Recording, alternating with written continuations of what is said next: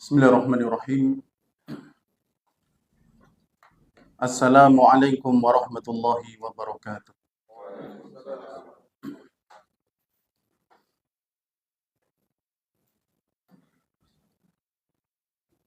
Innal hamdalillah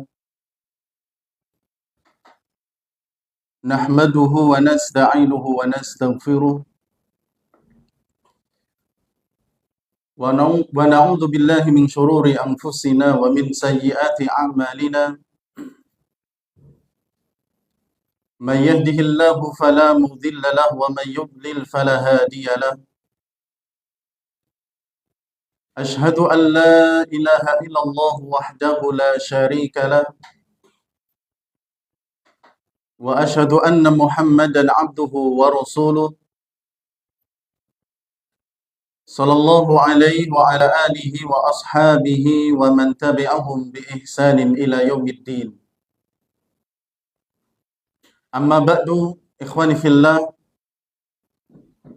wa akhwati fiddin rahimani wa rahimakumullah. Alhamdulillah, segala puji hanya milik Allah tabaraka wa ta'ala yang masih memberikan kepada kita banyak nikmat. Salah satunya di pagi hari ini kita bisa kembali berkumpul untuk bersama-sama thalabul ilmi. Dan ini merupakan nikmat yang sangat besar yang telah Allah tabaraka wa ta'ala berikan kepada kita. Nikmat bisa menuntut ilmu. Nikmat bisa mengambil faedah, mempelajari ayat-ayat Allah, hadis-hadis Rasulullah, demikian pula kisah-kisah yang ada di dalamnya. Dan di kesempatan kali ini kita ingin mendengarkan salah satu kisah yang pernah ada dialami oleh keluarga Nabi kita Muhammad sallallahu alaihi wasallam, dan secara khusus keluarga beliau dengan Aisyah radhiyallahu taala anha. Kondisi keluarga beliau saat itu atau pernikahan beliau saat itu sempat terkena badai yang begitu dahsyat, dan itu menjadi pelajaran bagi umatnya, pelajaran bagi kita bagaimana rumah tangga Nabi SAW juga sempat ada kegoncangan, dan itu diakibatkan dari adanya berita yang tidak benar yang ditujukan kepada Aisyah radhiyallahu taala anha, istri Nabi SAW. Ya, tuduhan yang sangat keji, tuduhan yang tidak ada buktinya, akan tetapi menyebar di kota Madinah saat itu. Kemudian beberapa orang sempat termakan isu tersebut. Lalu bagaimana kisah tuduhan yang tidak benar tersebut? Insya Allah di hari ini kita akan sampaikan kisah tersebut sambil kita mengambil faedah yang dapat kita petik dari kisah tuduhan keji atas ibunda kita Aisyah radhiyallahu taala anha. Ikhwani fillah wa akhwati fiddin rahimani wa rahimakumullah. Tuduhan ini terjadi tidak lama setelah kepulangan kaum muslimin dari perang Al-Muraisi'. Ya, perang Al-Muraisi'. Peperangan yang menghadapi Bani Mustalik. Peristiwa ini terjadi di bulan Sya'ban. Ya, perang Al-Muraisi atau perang Bani Mustalik ini terjadi di bulan Sya'ban tahun ke-5 Hijriyah. Walaupun ada yang mengatakan tahun ke-6 Hijriyah. Kejadiannya ketika pasukan ini sudah pulang. Ya, singkat cerita, peperangan ini dimenangkan oleh kaum muslimin. Kemudian setelah Nabi dan kaum muslimin tinggal beberapa hari di sana, mereka pun pulang. Ya, mereka pulang menuju kota Madinah. Kisahnya adalah anna Aisyah radhiyallahu taala anha kanat qad kharaja biha Rasulullah sallallahu alaihi wasallam ma'ahu fi hadhihi al-ghazwah fi qar'atin asabatha. Jadi saat perang ini Nabi sallallahu alaihi wasallam membawa Aisyah. Ya, jadi Aisyah ini diajak. Ya, beliau mendapatkan kesempatan tersebut karena ada undian yang diundi oleh Nabi kepada istri-istri beliau. Ya, karena ini diantara kebiasaan Nabi ketika akan melakukan perjalanan, beliau mengundi nama-nama istri beliau. Ya, dan siapa yang keluar namanya, dia yang ikut pergi dengan Nabi Shallallahu Alaihi Wasallam. Karena tentunya para istri Nabi mereka ingin ya untuk ikut keluar pergi bersama Nabi, mendampingi beliau, menyertai beliau. Tapi karena saat itu Nabi sudah mulai berpoligami, ya setelah wafatnya Khadijah, ya setelah wafatnya Khadijah bintu Khuwailid radhiyallahu taala anha, beliau mulai kemudian berpoligami. Ya, adapun selama bersama Khadijah, beliau tidak melakukan poligami sama sekali. Ya, setelah Khadijah meninggal, beliau menikah dengan Saudah bintu Zam'ah, juga kemudian menikah dengan Aisyah radhiyallahu taala anha, ya, sehingga saat itu kemudian harus diundi untuk siapa yang kemudian namanya keluar ikut dalam ya membersamai Nabi Shallallahu Alaihi Wasallam. Ternyata yang keluar namanya adalah Aisyah. Falamma raja'u minal ghazwah nazalu fi ba'dil manazil. Ketika pasukan ini akan kembali ke kota Madinah setelah peperangan tersebut usai, ya, peperangannya selesai, mereka kembali ke kota Madinah. Dalam perjalanan kembali, mereka terkadang singgah di suatu tempat. Ya, singgahnya mereka adalah untuk istirahat tentunya. Ya, istirahat, kemudian jalan lagi, kemudian dapat ya perjalanan yang sudah melelahkan, kemudian mereka istirahat lagi dan seterusnya seperti itu. Fa kharajat Aisyatu lihajatiha. Ketika di suatu pemberhentian, artinya ketika pasukan ini sedang istirahat, ya, untuk yang kesekian kalinya, Aisyah keluar. Ya, keluar dari tempat di mana beliau berdiam diri di situ.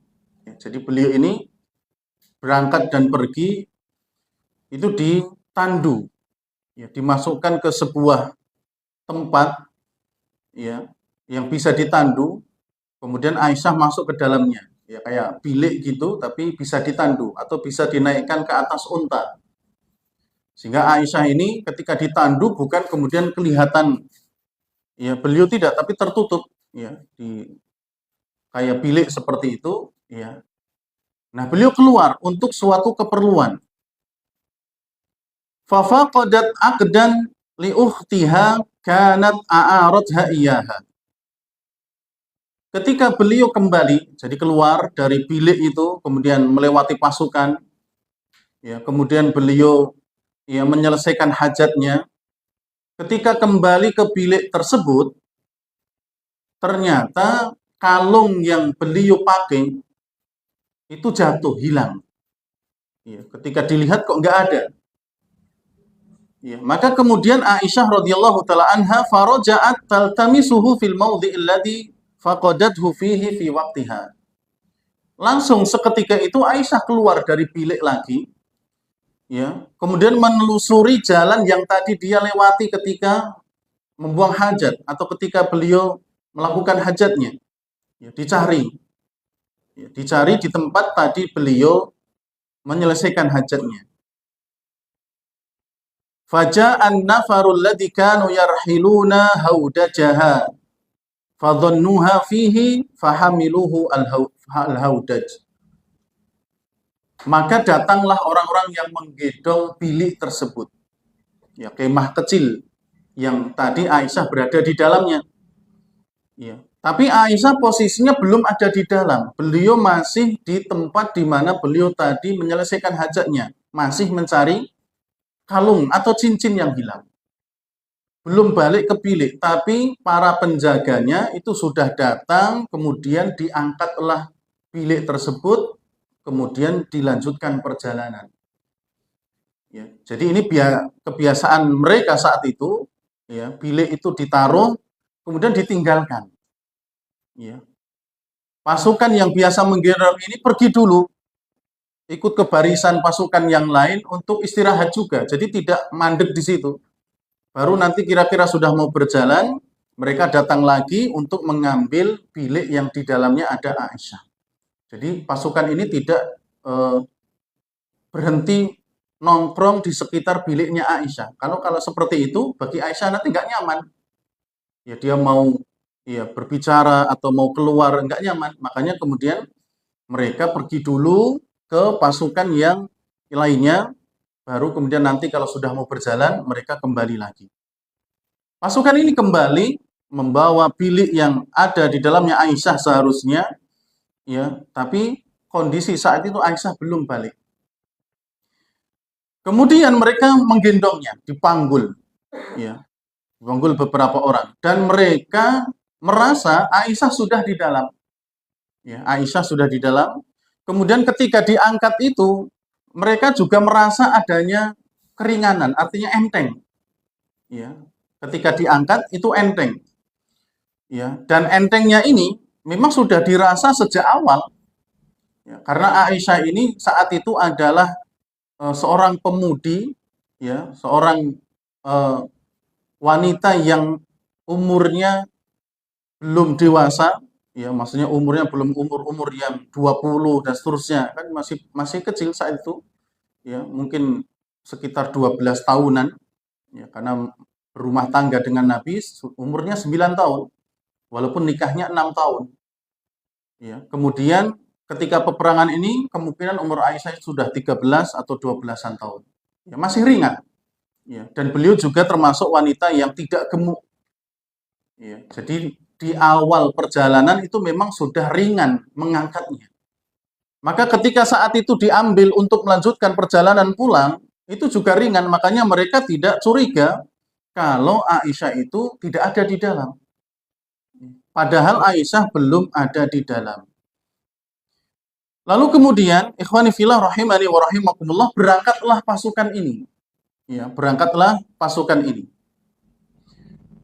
Faraja'at Aisyatu ila manazilihim. Lalu Aisyah radhiyallahu taala anha setelah mendapatkan cincin atau kalungnya yang tadi hilang, beliau kembali ke tempat di mana tadi beliau berhenti. Demikian pula dengan pasukan yang ada. Ternyata sudah tidak ada. Ya, pasukan itu sudah tidak ada. Ini menunjukkan bahwasannya Aisyah radhiyallahu taala anha ketika buang hajat ini tadi kemungkinan besar jauh. Ya, benar-benar mencari tempat yang tidak terlihat. Atau mungkin ada kemungkinan nanti akan dilihat orang sehingga beliau memilih tempat yang jauh. yang tersembunyi. Ya, karena antara Aisyah kembali mencari eh, kalung yang hilang sampai kemudian dapat dan kembali ke tempat tadi, itu pasukan sudah tidak ada. Dan Aisyah juga sudah tidak bisa mengejar. Berarti pasukan juga jalannya lumayan cepat. Ya, saat itu wanita, kemudian mungkin dilihat kok sudah nggak ada orang, berarti kan perjalanan atau cara berjalannya pasukan ini cepat. Ya, cara berjalannya pasukan ini cepat. Dan juga kemungkinan besar tempat di mana Aisyah membuang hajat itu juga jauh. Ya, dan ini memang yang kemudian ya menjadi salah satu sunnah dalam membuang hajat. Ya, sunnah membuang hajat adalah jauh dari pandangan manusia. Jauh ini bisa memang jauh tempatnya dari orang atau dekat tapi tertutup. Ya, makanya tidak boleh sembarangan buang hajat itu ya di tempat yang banyak orangnya. Ya, atau banyak orangnya tapi kemudian tidak dalam ruangan, tidak di WC dan seterusnya, karena akan ada orang yang bisa melihatnya dan ini tentu tidak baik. Ya, makanya di antara adab dari adab-adab buang hajat adalah menjauh dari pandangan manusia.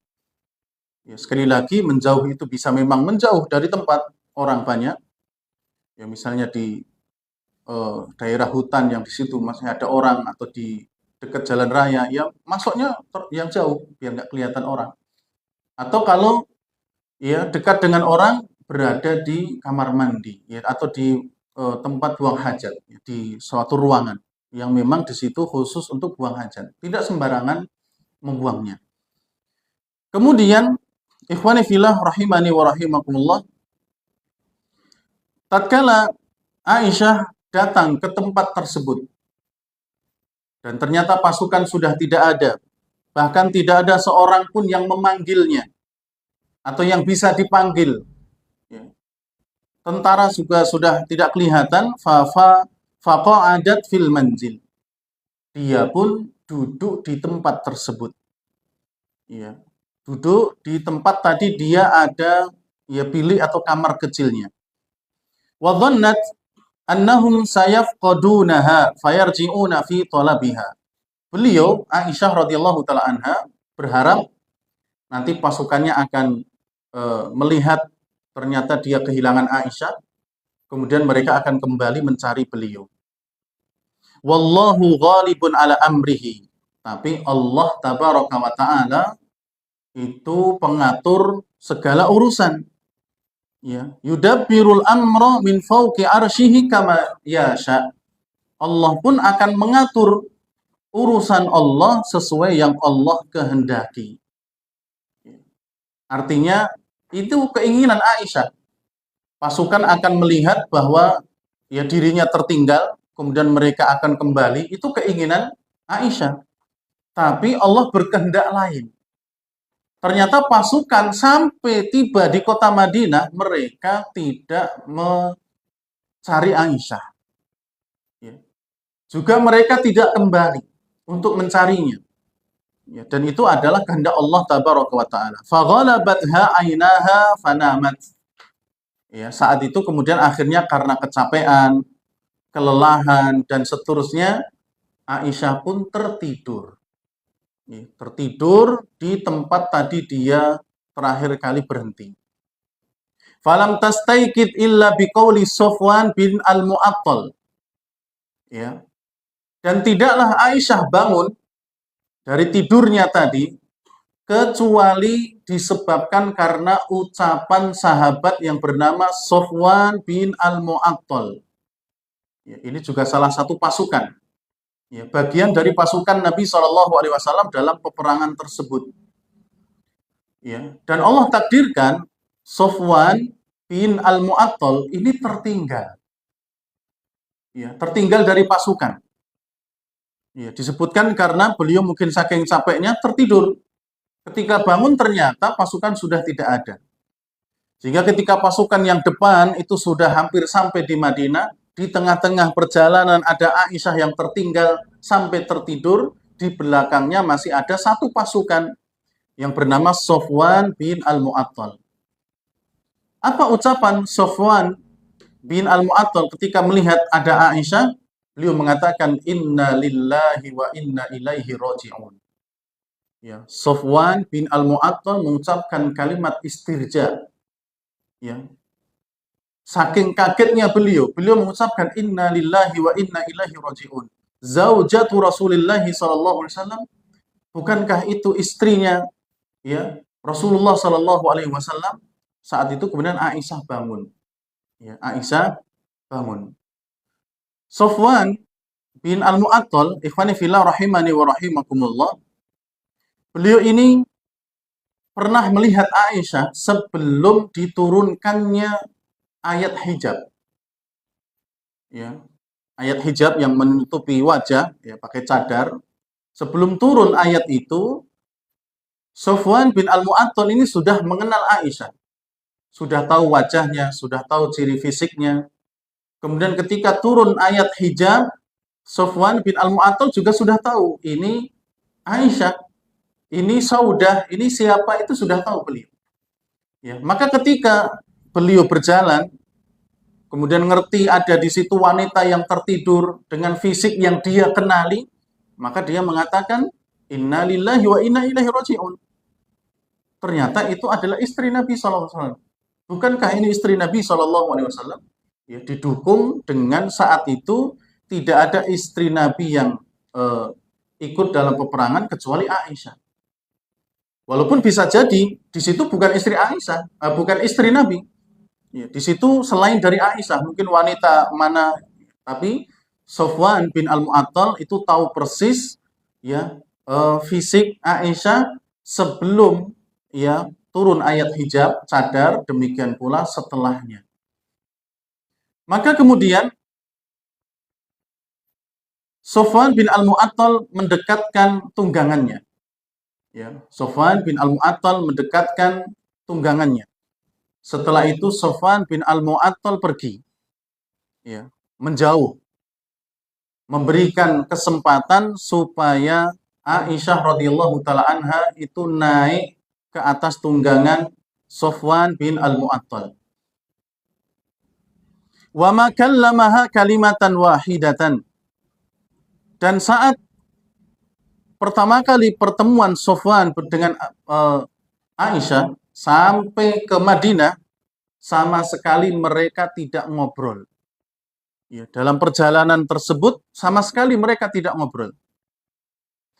Walam tasma' minhu illa istirja'ahu. Bahkan Aisyah pun beliau tidak mendengar sedikit pun ucapan Sofwan bin Al-Mu'attal kecuali ucapan inna lillahi wa inna ilaihi raji'un. Jadi dalam perjalanan itu sama sekali tidak ngobrol. Ya, sama sekali tidak ngobrol. Apalagi berbuat lebih daripada itu. Ya, ngobrol saja tidak, apalagi melakukan sesuatu yang dituduhkan. Ya. Jadi ketika ya pertama kali bertemu, Sofyan ini mendekatkan tunggangannya, kemudian pergi. Ya, kemudian Aisyah naik ke atas. Baru kemudian ontanya ya berdiri dan Sofwan menuntunnya. Ya, jadi Aisyah sudah naik ke atas, Sofwan baru datang. Ya, jadi mempersilahkan saja tidak. Saking beliau ingin menghargai istri Nabi SAW. Beliau tidak ingin sembarangan berbicara. Ya. Ngobrol dengan istri Nabi SAW. Makanya mempersilahkannya pun tidak. Silahkan naik, itu tidak. Ya.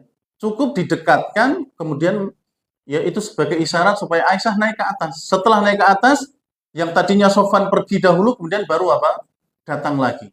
Ya, pergi itu menjauh maksudnya. Kemudian mendekat, megang tali kekangnya onta, kemudian ontanya berdiri, kemudian dituntun untuk perjalanan menuju Madinah. Sekali lagi, selama menuju Madinah sama sekali tidak mengucapkan apapun, mereka tidak ngobrol, demikian pula ya Aisyah tidak mendengar apapun kecuali tadi kalimat istirja itu. Kemudian ikhwani fillah rahimani wa rahimakumullah, wa qad nazala al-jayshu fi nahri adh-dhahirah. Sofwan bin Al-Mu'attal dengan Aisyah melanjutkan perjalanan.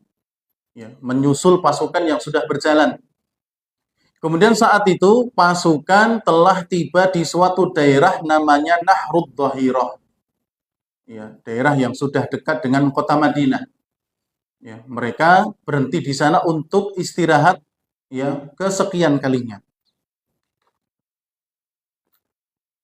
Maka ketika pasukan sudah di Nahrud Dhahirah, tempat peristirahatan mereka, maka Sofwan bin Al-Mu'attal dengan Aisyah bisa menyusul. Ya, ternyata mereka sudah kelihatan dari kejauhan. Falamma ra'a dzalika an-nasu takallama kullu minhum bi syaqilatihi. Ketika orang-orang melihat kedatangan Sofwan bin Al-Mu'attal dengan Aisyah berduaan, ya, tapi berduaan ini tidak boncengan, ya. Dari awal perjalanan Aisyah yang di atas, yang nunggang kendaraan, sedangkan Sofwan di bawah. Ya, jadi tidak boncengan sama-sama di atas. Atau tidak juga sama-sama semuanya di bawah. Ya. Jadi posisinya Aisyah di atas kendaraan, Sofwan ada di bawah menuntunnya. Ya. Karena Sofwan tidak ingin ya timbul fitnah, tapi ya apa boleh buat, akhirnya ternyata datanglah mereka dan ternyata itu dianggap sebagai sebuah perselingkuhan. Ya, orang-orang yang melihat itu terutama orang-orang munafik. Ya, karena orang-orang munafik yang nanti diketuai oleh Abdullah bin Ubay bin Salul itu ikut dalam peperangan ini. Ya, perang Al-Muraisi ini mereka ikut. Ya, ikut dalam peperangan karena mereka menampakkan dirinya sebagai seorang muslim. Ya, padahal di hatinya ada kebencian yang luar biasa dengan Islam dan kaum muslimin. Ya, tapi saat itu mereka ikut karena itu tidak ada pilihan bagi mereka. Mereka sudah menyatakan keislaman, walaupun janjinya ya cuma ngapusi, ya. Maka mau nggak mau mereka harus ikut. Maka orang-orang munafik, ya, yang mengetahui hal tersebut, terutama ya musuh Allah Abdullah bin Ubay bin Salul, ya, mereka kemudian baru menafsirkan kedatangan Sofwan bin Al-Mu'attal dengan Aisyah berduaan itu dengan tafsiran yang aneh-aneh. Ya. Bahkan yang paling keji adalah ya tadi keduanya dituduh berselingkuh. Ya. Aisyah dituduh berzina ya dengan Sofwan bin Al-Mu'attal radhiyallahu taala anhu. Ya, padahal jangankan berbuat seperti itu, wong mereka ngomong dan ngobrol saja tidak pernah. Ya. Tidak ada ucapan yang keluar dari Sofwan dalam obrolan, juga Aisyah tidak pernah ya mendengar obrolan tersebut. Apalagi sampai melakukan perbuatan keji yang dituduhkan. Maka akhirnya, ikhwani fillah rahimani wa rahimakumullah, menyebarlah ya tuduhan tersebut di kota Madinah. Ya, tuduhan itu menyebar di kota Madinah. Lalu kemudian wa Rasulullah sallallahu alaihi wasallam sakitun la yatakallam. Saat itu Nabi pun tidak bisa berbuat apa-apa sekalipun dengan perkataan beliau. Ya, tersebar tuduhan itu ya atas istri Nabi, beliau hanya diam saat itu. Ya, diam dan mereka terus menyebarkan isu tersebut. Nabi diam karena lama tidak turun wahyu. Ya, beliau menunggu supaya ada wahyu. Kalau memang Aisyah itu benar, demikian pula kalau Aisyah itu salah, pasti akan turun wahyu. Tapi saat itu ditunggu lama, tidak turun. Sehingga Nabi pun tidak bisa berbuat apa-apa kecuali hanya diam. Lalu kemudian beliau mengajak musyawarah para sahabat. Ya, mengajak musyawarah para sahabat.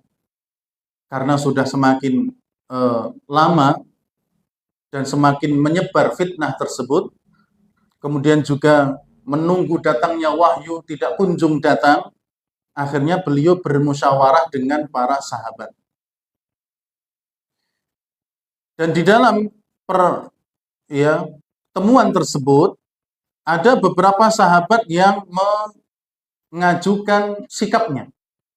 ya, menanggapi apa yang sudah berkembang sekarang ini, yaitu menyebarnya tuduhan bahwa Aisyah itu telah berzina atau berselingkuh.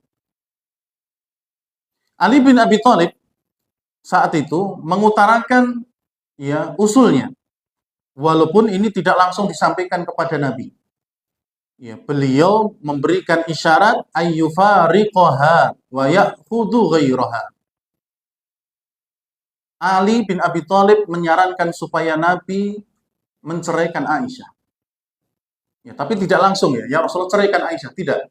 Ini isyarat saja, ya karena beliau juga tentunya tidak ingin melangkahi sikap Nabi, tapi karena diajak musyawarah, beliau punya pendapat demikian, beliau sampaikan tapi tidak secara langsung, secara isyarat. Ya, supaya Nabi menceraikan Aisyah lalu menikah dengan wanita yang lain. Wa asyara alaihi Usamah wa ghairuhu bi imsakiha wa an la yaltafita ila kalamil a'da. Tapi sahabat yang lain seperti Usamah, ya Usamah bin Zaid dan juga yang lainnya, mereka memberikan isyarat supaya Nabi tidak gegabah untuk menceraikan Aisyah. Ditahan dulu, sabar dulu, ya. Kemudian baru ya tidak menggubris apa yang dikatakan oleh musuh. Ya, karena ini yang menyebarkan adalah Abdullah bin Ubay bin Salul dan kroni-kroninya yang memang sudah terkenal munafiknya saat itu. Ya. Mereka menyebarkan, sudah jangan digubris ucapan mereka. Lalu kemudian jamaah yang dirahmati oleh Allah Tabaraka wa Ta'ala, berdirilah Nabi SAW di atas mimbar. Kemudian berkhutbah, menyampaikan sesuatu yang intinya adalah beliau berlepas diri dari ucapan Abdullah bin Ubay bin Salul dan teman-temannya. Ya, beliau ingin ya agar semuanya bisa paham, walaupun beliau saat itu memang masih diam. Ya, beliau bersikap bahwa apa yang dikatakan oleh Abdullah bin Ubay bin Salul terlalu berlebihan. Ya. Walaupun beliau belum memastikan ini benar dan tidaknya. Ya, ini, tapi beliau mengingkari apa yang dikatakan oleh Abdullah bin Ubay bin Salul. Oleh karena itu berdirilah Usaid bin Hudair radhiyallahu ta'ala, pemimpin suku Aus. Ya, beliau menginginkan dan menawarkan kepada Nabi, ya Rasulullah, maukah kamu perintahkan aku agar aku menghabisi Abdullah bin Ubay bin Salul? Ya, biar ku habisi saja orang itu. Lalu kemudian berdirilah Sa'ad bin Ubadah, ya, pemimpin suku Khazraj yang juga satu suku dengan Abdullah bin Ubay bin Salul. Tapi ini sahabat yang mulia, ya, Sa'ad bin Ubadah. Sa'ad bin Ubadah membantah dan tidak setuju dengan usulan Usaid bin Hudair. Ya. Sehingga keduanya terjadi percecokan. Ya, ada apa namanya? Ya tidak satu faham. Ya, Usaid bin Hudair menginginkan supaya Abdullah bin Ubay bin Salul itu dihabisi saja. Ya, tapi Sa'ad bin Ubadah mengatakan jangan. Ya, dengan berbagai macam alasan. Akhirnya keduanya bertengkar yang kemudian dilerai oleh Nabi SAW, dipisah oleh Nabi SAW. Ini di luar Aisyah. Ya, di luar Aisyah ini beritanya sudah menyebar kemana-mana.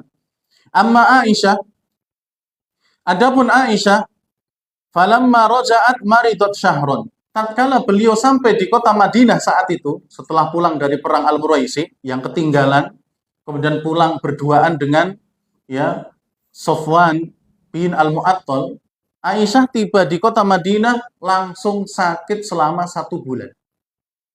Ya. Jadi 1 bulan full beliau tidak tahu kondisi di luar Madinah, di luar rumah beliau itu. Yang berkembang apa, isu yang terjadi apa, beliau tidak tahu. Termasuk tuduhan atas beliau. Ya, karena datang ke Madinah langsung sakit 1 bulan. Ya, dan beliau tidak tahu apa-apa. Ya, enggak sekarang, ya enggak seperti sekarang. Ya, kita sakit berapa hari pun, ya, di luar yang terjadi apa kita bisa tahu. Bahkan kita enggak ke luar negeri pun, apa yang terjadi di luar negeri kita tahu dengan HP kita. Ya, saat itu enggak ada internet. Ya, di zaman Aisyah tidak ada HP. Ya, sehingga kalaupun tidur gabut enggak melihat HP tidak. Ya, ya sudah istirahat. Ya, itu yang dilakukan Aisyah. Dan apa yang terjadi di luar? sama sekali mereka tidak tahu. Jadi Aisyah tidak mengetahui hal tersebut. Hanya saja memang ada perlakuan berbeda dari Nabi kepada Aisyah. Saat sakit itu, Aisyah merasa Nabi ini kayak perhatiannya kurang. Ya, Nabi perhatiannya kurang. Nggak seperti biasa kalau Aisyah sakit, ya mungkin dipijitin atau dilus-lus, ya, dan seterusnya. Tapi ini kok enggak. Ya, Aisyah ini sudah menyadari hal tersebut. Dan itu sesuatu yang wajar, ikhwan fillah rahimani wa rahimakumullah, kalau sedang ada proses yang tidak mengenakan, ada kejadian yang tidak mengenakan menimpa seseorang. Terkadang sikap kepada yang lain, ya, itu berbeda. Ya, apalagi ini yang dituduh adalah istri beliau. Ya, dan beliau belum tahu kebenaran 100%-nya. Ini benar-benar berzina atau tidak, itu belum tahu.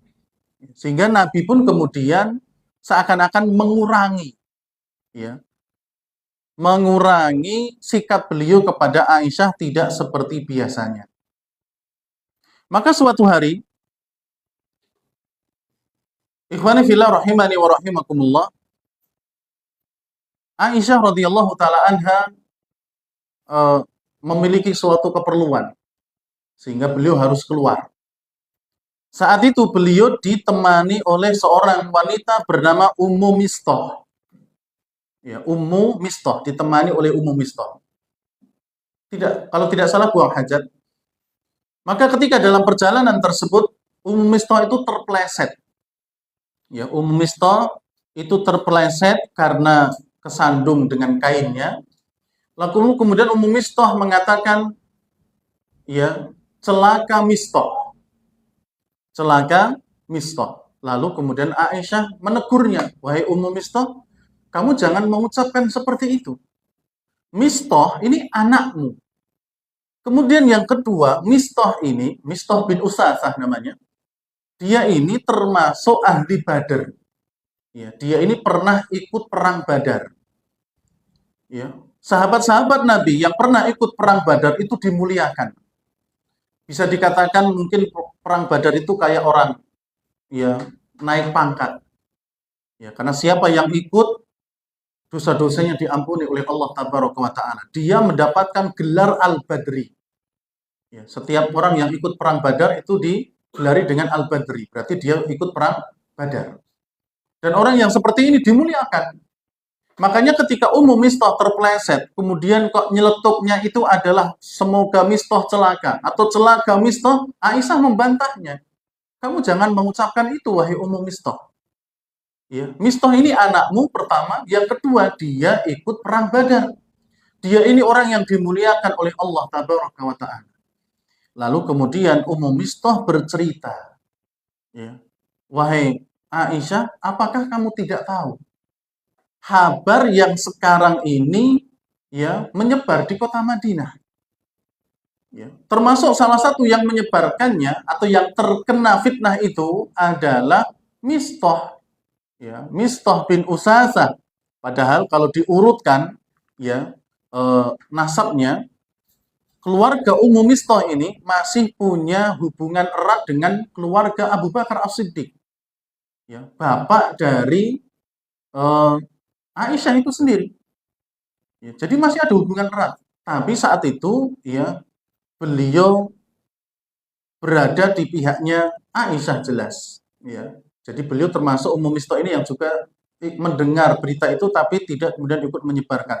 Tapi anaknya yang namanya Mistah bin Usasa itu ikut menyebarkan. Ya, dia terkena fitnah di sini. Dia termakan fitnah tersebut sehingga ikut menyebarkan atau ikut andil dalam permasalahan tersebut. Makanya ibunya nggak setuju. Ya. Ibunya kan nggak setuju kalau nggak mungkin Aisyah itu berbuat demikian. Seperti yang kalian tuduhkan. Ya. Sehingga ketika terjatuh tadi dia mengatakan celakalah Mistah. Ya, karena dia tidak setuju dengan perbuatan anaknya. Lalu kemudian Aisyah bertanya, lalu apa yang terjadi? Akhirnya diceritakanlah. Ya, diceritakan ternyata di kota Madinah ini sedang gencar-gencarnya isu tuduhan bahwasanya kamu berzina dengan Sofwan bin Al-Mu'attal. Ya, kamu dituduh selingkuh. Makanya kemudian Aisyah kembali ya mengingat Nabi dan perlakuannya, ternyata oh iya berarti kemarin Nabi perlakuannya agak beda itu karena mungkin ini ya. Padahal ketika saya sakit biasanya ada perlakuan istimewa dari Nabi, tapi ini kok tidak. Padahal beliau adalah suaminya. Ya, makanya kemudian beliau mendengar itu nangis, sedih, bahkan sampai tidak bisa tidur bermalam-malam. Ya, jadi setiap malam nggak bisa tidur Aisyah. Setelah mendengar ternyata di luaran sana itu ada isu tentang dirinya. Lalu kemudian singkat cerita Aisyah radhiyallahu taala anha meminta izin kepada Nabi Shallallahu alaihi wasallam untuk pulang ke rumah. Ya, ini kan Aisyah hidup dengan Nabi ya dalam satu rumah cuma berdua. Terjadi hal-hal seperti ini, maka Aisyah meminta izin untuk pulang ke rumah ke Abu Bakar dan juga Ummu Rumman radhiyallahu taala anhuma, ayah dan ibunya. Lalu kemudian diizinkan oleh Nabi Shallallahu alaihi wasallam. Ya. Berangkatlah pulang ke rumah, ya. Kemudian di sana menangis dan seterusnya. Orang tuanya juga tidak bisa ngapa-ngapain. Ya. Dia juga tidak yang membela anaknya.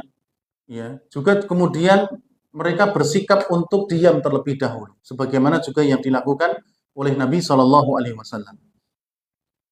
Tidak berselang lama kemudian Nabi pun menyusul ya ke rumah Aisyah radhiyallahu taala anha. Kemudian di dalam pertemuan dengan keluarganya tersebut, Nabi, kemudian Aisyah, kemudian ada orang tua keduanya yaitu Abu Bakar dan juga Ummu Rumman.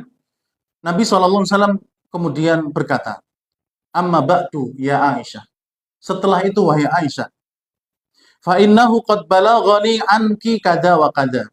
Sungguh telah datang sampai kepadaku berita tentangmu, ya, bahwa kamu ini begini dan begitu. Fa in kunti bari'atin, fa in kunti bari'atan, fayabra'ukillah. Apabila kamu benar-benar tidak berbuat sebagaimana yang dituduhkan, maka pasti Allah akan membersihkanmu. Wa in kunti alamti bidzanbin fastaghfirillaha wa tubi ilaih. Tapi kalau kamu memang berbuat, karena saya tidak tahu, kalau kamu memang berbuat sebagaimana yang dituduhkan, maka beristighfarlah kepada Allah. Bertaubatlah kepada Allah. Fa innal abda, karena seorang hamba, idza i'tarafa bidzanbih, kalau dia itu mengakui kesalahannya, mengakui dosanya, summa taba ilallah, kemudian dia bertobat kepada Allah, taballahu alaihi. Allah akan memberikan tobatnya. Ya, jadi Nabi hanya bisa berbicara demikian. Ya, oleh karena itu kemudian Aisyah karena menangis terus, air matanya keluar, disekalah air mata tersebut. Lalu kemudian Aisyah bertanya kepada orang tuanya, "Wahai ayah dan ibuku, katakanlah, ya, katakan sesuatu kepada beliau." Katakan sesuatu kepada beliau. Tapi keduanya tidak mau mengatakan apa-apa. Ya, tidak mau mengatakan apa-apa karena keduanya juga tidak tahu apa yang terjadi sebenarnya. Nabi saja tidak tahu bagaimana kedua orang tuanya. Ya, makanya kedua orang tuanya memilih untuk tidak berkata apa-apa. Kemudian Aisyah mengatakan sesuatu. Ya, mengatakan sesuatu karena orang tuanya tidak bisa menjawab, akhirnya Aisyah sendiri yang menjawab, ya, "Demi Allah, ya, aku pun juga telah mengetahui ya apa yang kalian bincangkan. Ya, aku telah mengetahui apa yang kalian bincangkan dan itu sudah tertanam kepada diri-diri kalian. Seandainya aku berkata benar, ya, artinya aku mengatakan bahwa aku berlepas diri dari perkara ini dan Allah pun tahu aku juga terlepas dari hal ini, pasti kalian tidak mempercayaiku." Ya. Karena sudah menyebar. Ya, sudah menyebar. Tapi kalau kemudian aku menyatakan bahwa ya, aku melakukan itu, pasti kalian pun akan membenarkan itu. Ya, intinya Aisyah merasa bahwa memang ini sudah terlalu lama menyebar, sudah bercokol di hati-hati manusia, sehingga beliau mau berkata apa lagi? Ya, kalau saya mau mengatakan ini tidak benar, kalian tidak percaya. Kalau aku katakan benar, kalian percaya. Padahal aku tidak melakukannya, maka Aisyah mengatakan, tidaklah ya sikap aku dengan kalian kecuali seperti yang diucapkan oleh bapaknya Yusuf, fasabrun jamil. Ya, sikap sabar inilah yang paling terbaik. Ya, wallahul musta'anu ala ma tasifun. Ya, dan Allah tabaraka wa taala adalah tempat untuk berlindung ya atas apa yang kalian sifati. Jadi yang dipilih Aisyah sikap saat itu adalah bersabar. Ya, tentang tuduhan tersebut. Maka tidak berselang lama jamaah yang dirahmati oleh Allah tabaraka wa taala, turunlah wahyu. Ya, langsung seketika itu. Jadi Aisyah setelah menyatakan demikian, sikapnya adalah sabar, tidak mau mengatakan iya saya melakukan itu, juga tidak mau mengatakan saya tidak melakukan itu, maka sabarlah yang dipilih. Aisyah pergi dari perkumpulan tersebut, ya, pergi ke kamar dan seterusnya. Lalu tidak lama kemudian turun wahyu kepada Nabi Shallallahu Alaihi Wasallam, yaitu surat An-Nur ayat 11 sampai ayat 20. Ya, surat An-Nur ayat 11 sampai ayat 20. Ini ayat yang membersihkan nama Aisyah radhiyallahu taala anha dari tuduhan yang tidak benar tersebut. Ya, setelah ayat itu turun, maka kemudian Nabi SAW berkata, ya Aisyah, amma Allah faqad bara'aki. Wahai Aisyah, demi Allah, Allah telah membersihkanmu dari tuduhan-tuduhan tersebut. Ya, maka saat itu Aisyah lega, Nabi juga lega, kemudian keluarga Aisyah juga lega. Kemudian kaum muslimin semuanya juga lega karena ternyata tuduhan tersebut tidak benar dengan turunnya ayat surat An-Nur ayat 11 sampai ayat 20. Ini banyak. Ya, ini tentang ya pembebasan ya pensucian untuk Aisyah dari tuduhan yang tidak keji, tuduhan yang keji. Maka kemudian ikhwani fillah rahimani wa rahimakumullah, orang-orang yang sempat termakan fitnah ini, mereka dikumpulkan oleh Nabi. Mereka sahabat, ya, tapi termakan fitnah ini. Ya, seperti Mistah bin Usasah tadi yang kita sebutkan. Kemudian ada Hisan bin Sabit, ya, ada Hamnah bintu Jahash, ya. Mereka dikumpulkan, kemudian mereka dihukum. Ya, hukumannya adalah dicambuk 80 kali. Ya, karena itu adalah hukuman bagi mereka yang menuduh wanita baik-baik berzina, tapi mereka tidak bisa mendatangkan 4 orang saksi. Ya, walladzina yarmunal muhsanati. Ya, dan mereka yang menuduh wanita-wanita baik itu berzina, walam ya'tu bi arba'ati syuhada, kemudian mereka tidak mampu mendatangkan 4 orang saksi, maka fajliduhum samanina jaldah. Ya, hukum mereka dengan dicambuk 80 kali cambukan. Ya, itu hukuman bagi mereka yang menuduh wanita-wanita baik, wanita-wanita suci berzina. Tidak terbukti, tidak ada saksinya, maka kemudian mereka dihukum dengan dicambuk 80 kali. Per orang 80 kali cambuk. Tapi kemudian ya Abdullah bin Ubay bin Salul justru tidak dihukum. Ya, padahal Abdullah bin Ubay bin Salul adalah yang paling gentol di dalam menyebarkan fitnah ini. Demikian pula orang-orang yang bersamanya dari orang munafik. Ya. Mereka tidak dihukum. Abdullah bin Ubay bin Salul juga tidak dihukum. Ya. Tapi ternyata dibalik dari itu semua, ya, Allah Subhanahu wa taala nanti yang akan memberikan adab langsung kepada Abdullah bin Ubay bin Salul saat nanti di akhirat.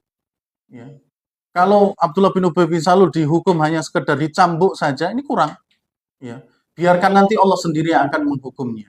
Tapi secara sosial, Abdullah bin Ubay bin Salul dan teman-temannya saat itu langsung dihukum oleh masyarakat Madinah. Ya, sehingga ucapannya sudah tidak dianggap lagi. Setiap kali Abdullah bin Ubay bin Salul akan ngomong, diseret. Ya, dibungkam, udah nggak usah ngomong. Ya, jadi mereka dihinakan. Ya, mereka dihinakan. Bahkan mereka disebutkan dalam sejarah tidak berani mengangkat kepalanya kalau bertemu dengan kaum muslimin. Apalagi bertemu dengan Nabi, apalagi bertemu dengan sahabat-sahabat yang mulia. Mereka menundukkan kepala, saking hinanya mereka saat itu. Ya, saking hinanya mereka saat itu karena tuduhan mereka dibantahkan oleh Allah tabaraka wa ta'ala. Ikhwani fillah rahimani wa rahimakumullah wa akhwati fiddin azani Allah wa iyyakum. Jadi ini adalah kisah terkait dengan tuduhan yang keji atas istri Nabi SAW dan juga ibunda kita yaitu Aisyah radhiyallahu taala anha, dan tentunya banyak sekali hikmah yang dapat kita ambil dan juga pelajaran dari peristiwa tersebut. Di antaranya, ikhwani fillah rahimani wa rahimakumullah, pertama, ya, di antara faedah yang dapat kita ambil, mengadakan undian di antara para istri-istri. Ya, ini tentunya bagi yang istrinya lebih dari 2 atau lebih dari 1, yang berpoligami. Kalau istrinya 1 nggak usah diundi. Ya, kalau mau diajak, enggak ya enggak, gitu aja kalau 1. Nah, kalau 2, 3 dan seterusnya diundi. Ya, sampai 4 ya, jangan sampai 6. Ya, diundi. Kira-kira ini yang mau ikut siapa? Ada keperluan ke sana, ya. Diundi siapa yang ikut. Ya. Mas Salim berapa maksudnya, Mas? Oh, baru 2. Diundi. Atau kalau mungkin nggak usah diundi, tapi ya kalau sekarang yang ikut si A, besok si B dan seterusnya, itu silahkan. Tapi kalau mau diundi juga demikian. Ya, kalau diundi kan konsekuensinya nanti kalau yang keluar itu terus, ya itu yang diajak. Ya, tapi kalau diganti mungkin itu lebih bisa ini lagi. Ya, tapi kalau Nabi kan istrinya nggak cuma 2, sehingga diundinya itu mungkin lebih ini. Tapi kalau kita yang cuma punya 2 misalnya, baru 2 misalnya, maka mungkin si A ikut ini, nanti si B gantian, terus si C gantian dan seterusnya. Ya, ini pelajaran yang pertama. Pelajaran yang kedua yang dapat kita ambil adalah sikap kehati-hatian para sahabat dengan wanita yang tidak mahramnya.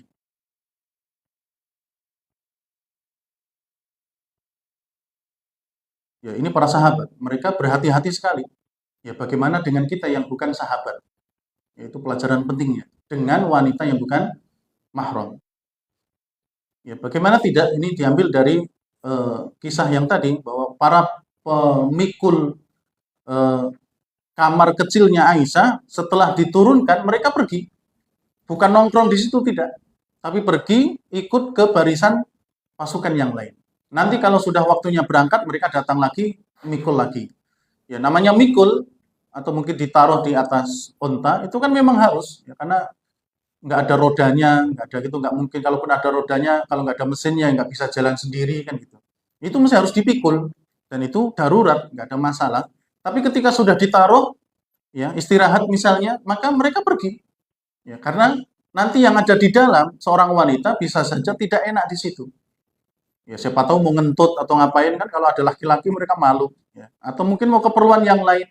Ya, sehingga apa? Pasukan ini keluar. Termasuk juga Sofwan bin Al-Mu'attal, ya, ketika datang melihat ada istri Nabi tertinggal, ya, didekatkanlah unta itu, kemudian Sofwan menjauh.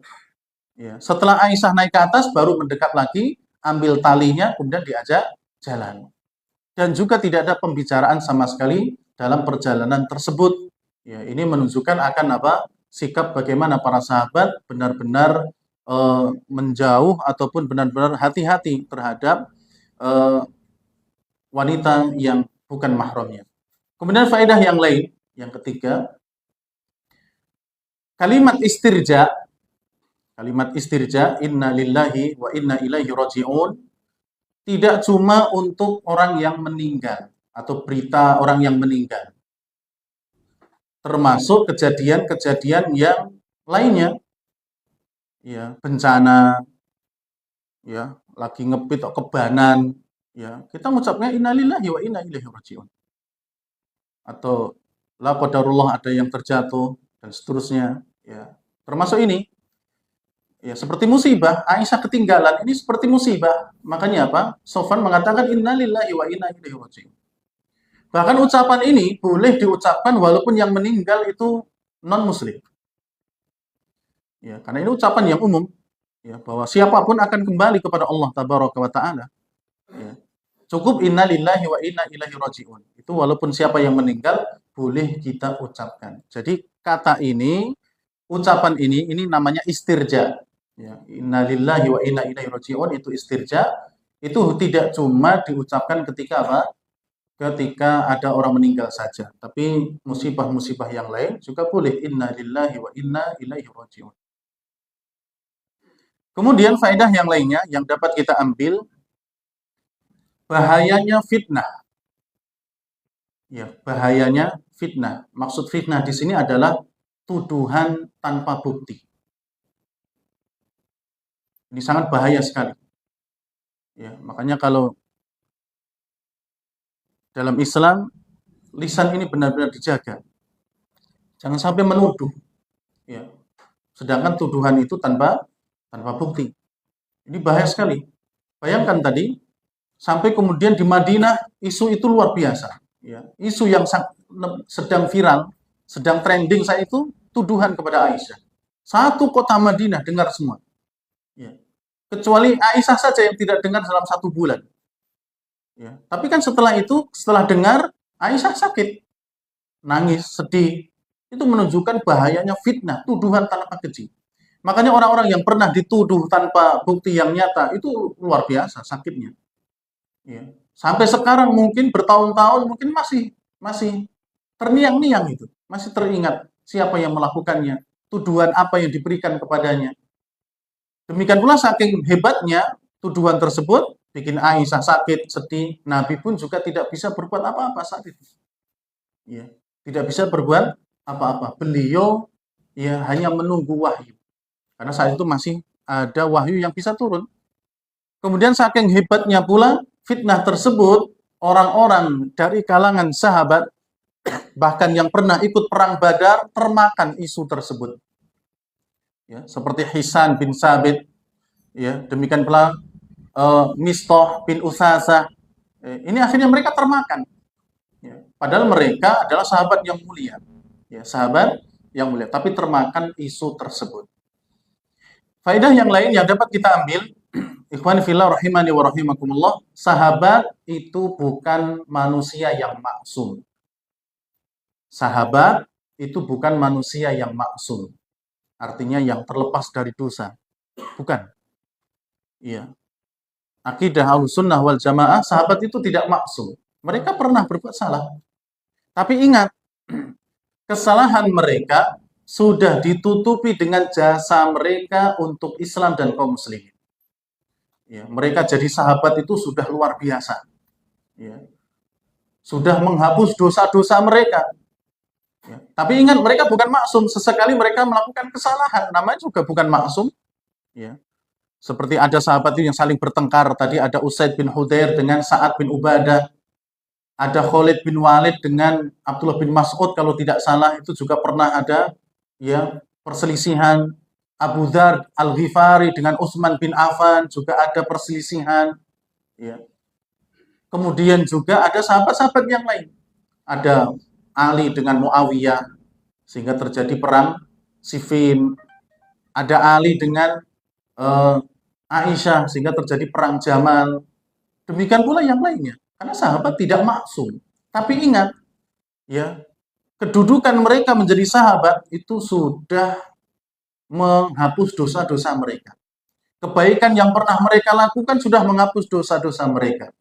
Ya, sampai dikatakan dalam sebuah riwayat, "Lau anna ahadakum anfaqa misla Uhudin dahaban ma balagha mudda ahadihim wala nasifah." Seandainya kalian, kita misalnya, ya, pernah berinfak sejumlah dan sebesar gunung Uhud berupa emas. Pernah lihat gunung Uhud? Ya, kalaupun belum pernah ke sana, di Google banyak. Ya, itu besar gunung Uhud. Itu berupa emas. Kita pernah infak dengan emas sebesar gunung Uhud. Pahalanya tidak bisa menyamai, apalagi menyaingi sodakoh dan infaknya sahabat, sekalipun hanya 1 mud kurma atau setengahnya. Bayangkan, 1 mud itu 2 genggaman tangan kita ini. Ya, 1 mud, orang besar. Kalau setengahnya berarti setengah genggaman tangan, atau 2 genggam tangan ini, 1 ini setengah mud. Itu kalau sahabat yang infak, ya, itu kita nggak bisa ngalahin sekalipun kita berinfak sebesar gunung Uhud berupa apa? Emas. Ya, bayangkan emas dengan kurma, kita suruh pilih mana? Mesti emasnya yang diambil. Besarnya juga, banyaknya juga berbeda. Sebesar gunung Uhud emas, tapi ini cuma 1 mud kurma atau setengahnya. Tapi kita tidak bisa menyaingi pahala mereka. Subhanallah, ini menunjukkan keutamaan apa? Para sahabat. Makanya kalaupun mereka tidak maksum, ibadah mereka, jasa mereka sudah menutupi kesalahan-kesalahan mereka. Kemudian faedah yang lain yang dapat kita ambil adalah bolehnya suami istri punya sikap yang berbeda ketika ada suatu hal permasalahan. Ya, dan itu pernah dilakukan oleh Rasulullah tadi kepada Aisyah ketika sakit. Ya, kalaupun ada, ya namanya juga rumah tangga kan begitu. Ya, tapi kalau bisa mempertahankan tetap berbuat baik ataupun tidak bersikap berbeda, lebih baik tentunya. Ya, tapi Nabi sebagai manusia biasa ada perlakuan beliau yang agak berbeda, sedikit tentunya. Ya, juga nggak marah-marah Nabi, yang banting pintu juga tidak. Ya, tapi hanya ada perlakuan yang sedikit berbeda dirasakan Aisyah ketika beliau saat itu sedang sakit. Kok Nabi agak beda nih? Ya, tapi Aisyah kan mungkin pikirannya karena nggak tahu isu di luar, mungkin karena Nabi sedang capek, ya, karena habis pulang dari perang, ya, banyak pikiran dan seterusnya. Jadi kalau ada suatu hal, ya wajar lah kalau kita itu berubah apa sikap dengan istri atau istri dengan suami. Tapi perlu apa? Ya perlu dikontrol, jangan sampai kemudian berlebihan. Faedah yang lain yang dapat kita ambil adalah bagusnya sikap Abu Bakar dan Ummu Ruman. Ya, Abu Bakar dan Ummu Ruman. Ya, orang tuanya Aisyah sekaligus mertuanya ya Nabi Shallallahu Alaihi Wasallam. Apa sikap bagusnya? Ya, keduanya tidak terlalu jauh mencampuri urusan pernikahan putrinya dengan Nabi Shallallahu Alaihi Wasallam. Mereka juga tidak membela mati-matian Aisyah. Itu bener anakku. Ya, kue salah, maksud nyalah-nyalahin Nabi kan gitu, Abu Bakar kan nggak seperti itu. Jadi orang tua hendaknya juga demikian, tidak terlalu jauh ya mengurusi urusan pernikahan anak-anaknya kecuali memang dibutuhkan. Itu pun seperlunya. Ya, itu pun apa? Seperlunya. Ya, karena terkadang kalau mereka ikut campur terlalu jauh, akhirnya menambah runcing perkara.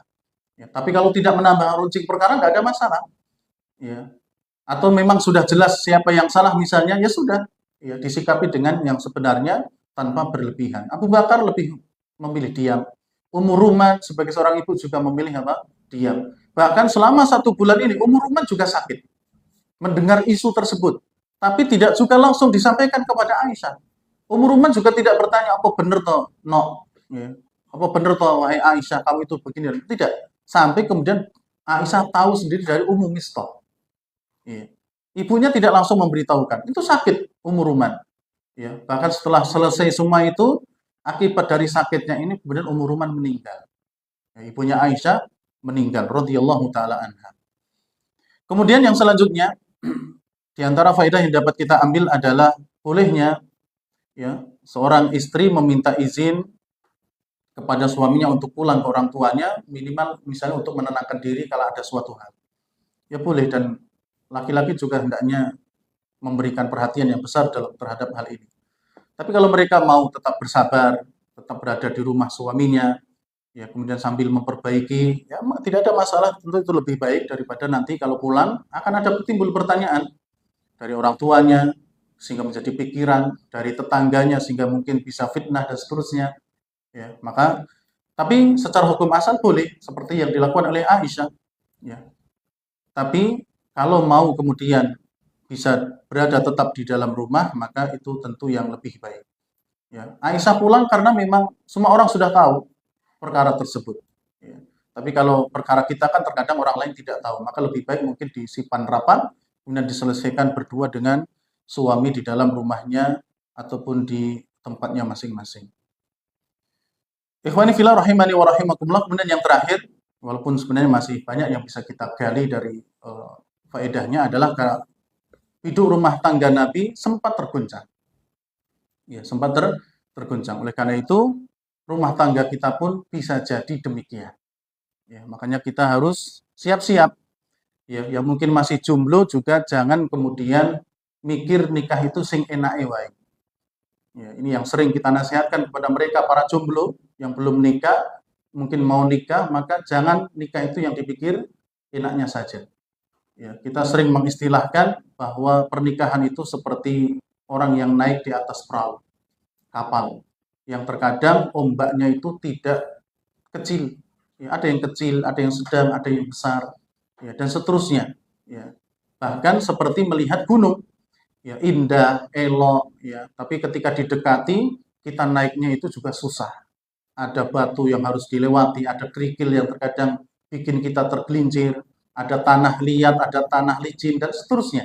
Ya, jadi pernikahan itu jangan dilihat enaknya saja, akan tetapi ya kita harus siap-siap. Nikah itu adalah ibadah selamanya, oleh karena itu hendaknya harus dikuatkan kesabaran, mental, kemudian ilmu tentunya terkait dengan hak seorang istri dan hak seorang suami. Jadi biduk rumah tangga Nabi saja ada problem, demikian pula tentunya kita hendaknya mempersiapkan hal tersebut. Kalaupun tidak ada, alhamdulillah.